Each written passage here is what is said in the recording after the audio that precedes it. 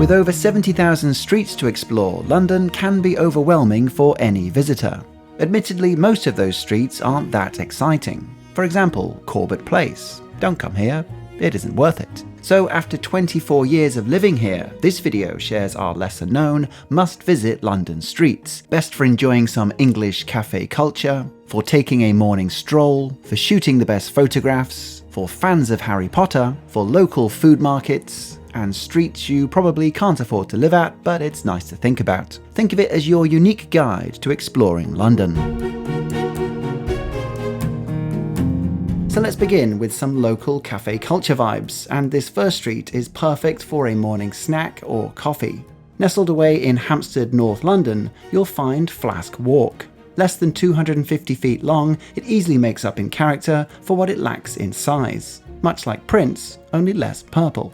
There are only 2 cafes here, but they both hit the spot for coffee, cakes, pastries and salads. Add to this an ice cream shop for frozen sandwiches, an antique cellar for some character, a gastropub for a pint, and, as I've only just discovered, a future film location for the upcoming 4th Bridget Jones movie. This is where Bridget apparently visits a flower shop, unless of course it gets cut, and then nothing happened here.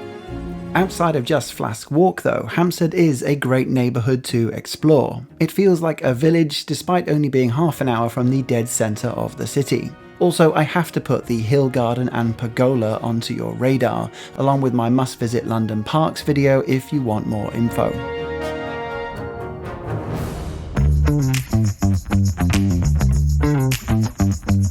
Now that you're fueled with coffee, let's look at some of the more photogenic streets, specifically how you can get some great shots of London's most iconic landmarks. Now, St Paul's Cathedral looks great from any angle, but people often miss this one. Cannon Alley is situated around the back, away from the main road, and is almost impossible not to get a good photo from. For a different take on London's best crossing, check out Shad Thames on the south side of Tower Bridge. The street itself is now a converted warehouse wharf, with a striking overhead that sits nicely within any frame. But it's this gate here which is where the action is. If you see it open, and sometimes it isn't, you can actually walk through here for a different angle. Even better, when the tide is low, you can then take these steps right down onto the Thames riverbed for a totally unique perspective. As a by-the-by, I've linked all these locations directly to Google Maps in the description below, and all onto one free downloadable PDF guide, which hopefully makes things easier for those taking notes.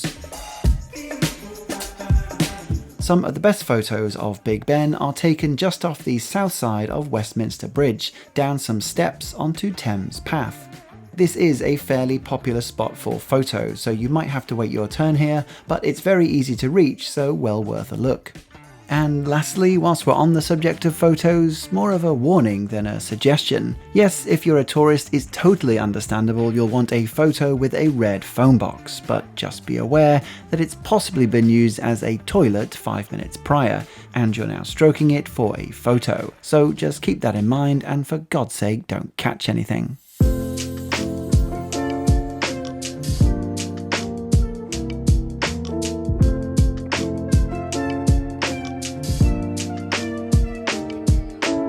The walk along the Regent's Canal towpath is my favourite in all of London, and one I take multiple times a year. At its longest, it's an 8.5 mile meander, almost all of which with this picturesque canal by your side.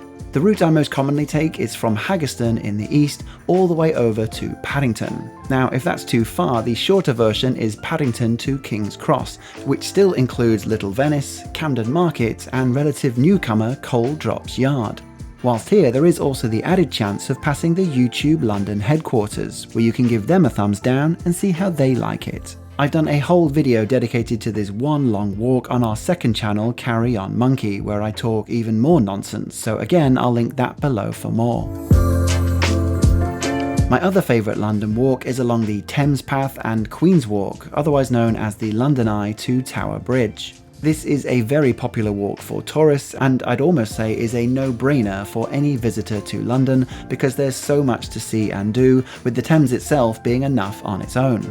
But add to this the London Eye, Tate Modern, a contemporary art museum, Shakespeare's Globe, a true-to-life recreation of the original Globe Theatre, Hayes Galleria, an open but covered walkway, and Tower Bridge. Plus there's heaps of food and drink options along the way, so you can't really go wrong. This next one's a big one. One continuous long road, split across 3 different street names, it has plenty to offer over a couple of hours. And starting at the top, it's our new favourite London food market, Broadway Market. This street has a super local vibe to it, helped by the fact that it's a little out of the way, but is still along the Regent's Canal walk I mentioned earlier. During weekdays, the Broadway Market street itself has a bunch of cool delis, cafes and restaurants, but it's the weekends where the market's added and it's kept us returning time and again. Not only is there a great selection of food on offer, but the nearby canal then acts as a peaceful location to enjoy your snacks. But there's more.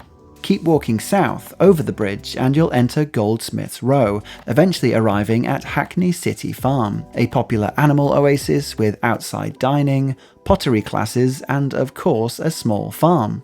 I'll link their site below, which has much more information about making the most of any visit here. But there's more still. Keep walking even further south and the street next turns into Columbia Road Flower Market. Active on Sundays only, it's best to arrive early for this one as it can get really busy, but it's full of life, coffee shops, and of course flowers. Again, check out our London Food Markets video for more on other delicious options.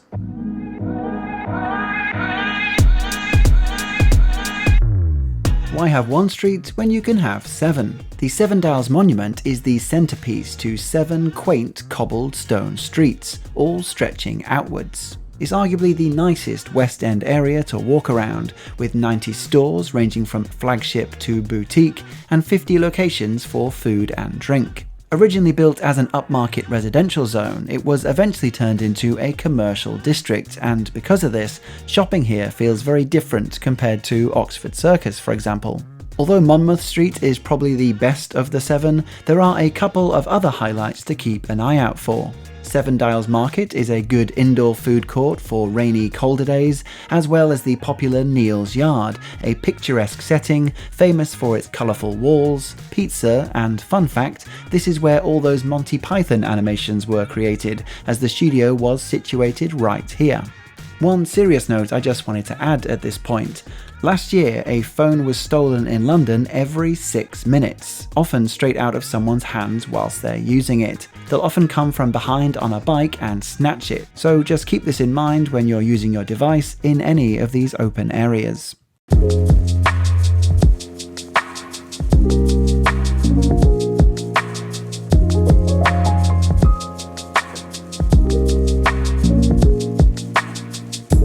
Next up, it's the homes you can't afford, but it's nice to look at anyway category.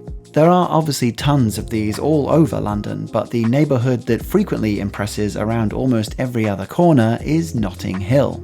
Walking both north and south from Notting Hill Gate Station and moving wherever your eye follows really puts you into that Julia Roberts feeling, even passing the previous residence of George Orwell over on Portobello Road.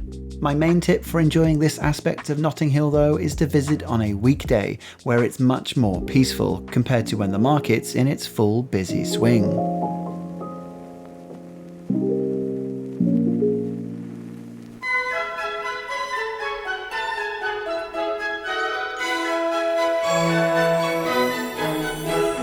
Next up, let's talk Harry Potter.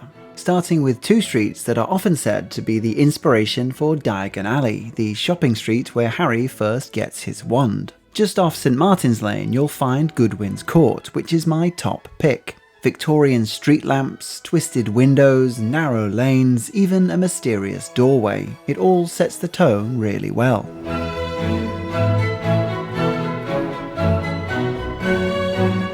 Just around the corner, you'll also find Cecil Court, a retail space since the 17th century. Here, it's more the unique collection of shops that gives it that magical vibe. That is, if you can ignore the Chipotle.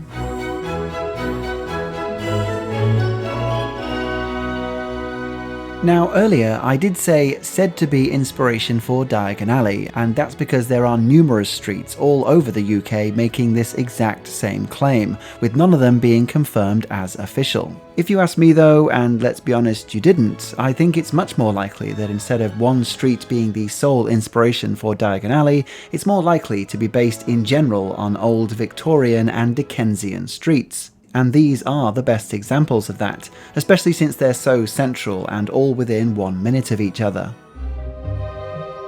But if you want something more official, then let's head over to Leadenhall Market. Dating back to the 14th century, this undercover marketplace was the centre of Roman London, the oldest part of the city. But the reason I'm covering it in this section is because this was also the filming location in the first movie, right before Hagrid fully introduces Harry to the wizarding world. This door, currently a coffee house, acted as the entrance to the Leaky Cauldron and, in turn, the gateway to Diagon Alley.